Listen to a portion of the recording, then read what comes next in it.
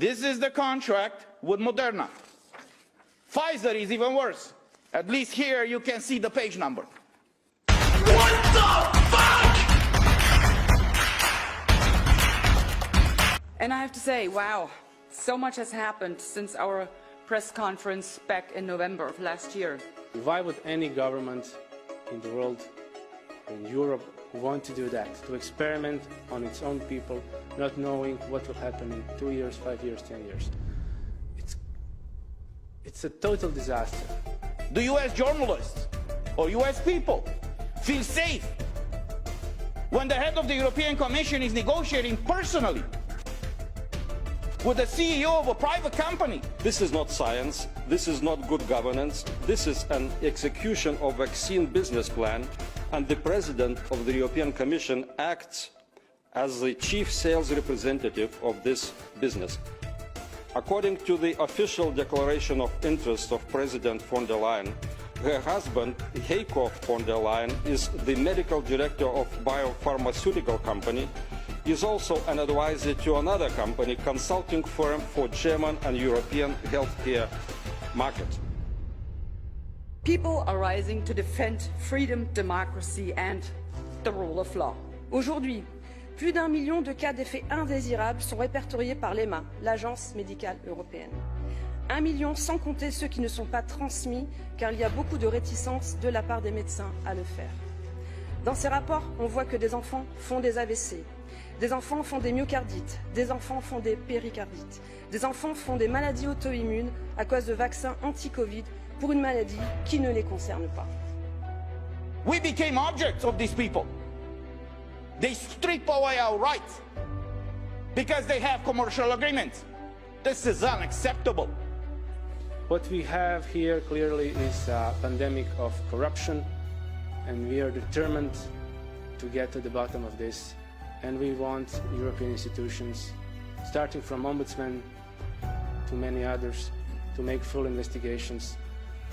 And what we need in Europe is accountability.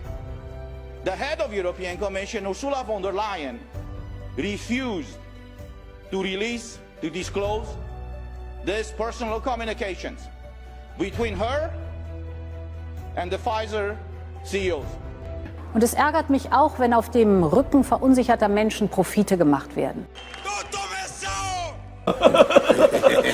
People are voicing their opinion on government overreach. They're taking to the street, protesting these illiberal COVID mandates, and they're challenging their governments in ever-increasing numbers. Un jour, tous ces gens, lobbies, gouvernements, technocrates, médias, complices devront répondre de leurs actes.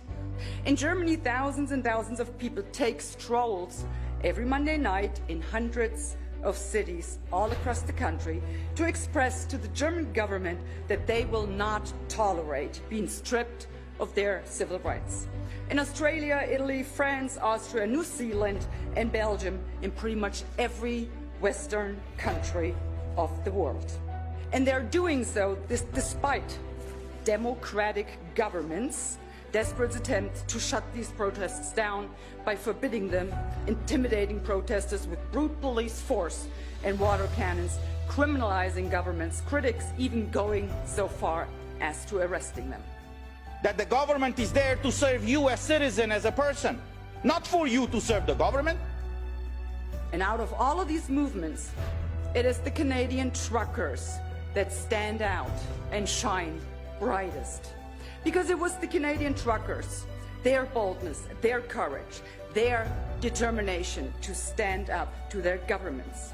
And it was they who inspired so many others all over the world to finally come together and to be determined to put a stop to governments tearing down the very foundation of our democracies. And with the Prime Minister of Canada, the way he's behaving right now, he's exactly like a tyrant, like a dictator. He's like Ceausescu in Romania. If even you doubt, if you raise doubts about the vaccines, you're outcasted. What's the difference between what he does and what happened under the Inquisition? And the reason I'm telling you all of this is this. While I might have given hope to people, like I said, it's only half the story. Because the other part of the story is this. I, too, needed hope. I, too, needed to know that I am not the only one fighting this fight. We all needed this hope. We all did. And this is what you have given us. Hope. Hope that not all is lost yet. Hope that freedom and democracy can still be restored. And it is that hope that nurtures my strength and my determination to keep up fighting on my end of the bargain. Because it is not enough for a handful of MEPs to stand up and toggle this fight. It is not enough. We need you, the people, because you are so infinitely more powerful when it comes to convincing governments that they are not doing the right thing. So please, first of all, thank you for doing all of this, for paying us the strength we need to do our job here. But please stand up to your governments and follow the brave Canadian truckers' lead. They did exactly the right thing. Thank you.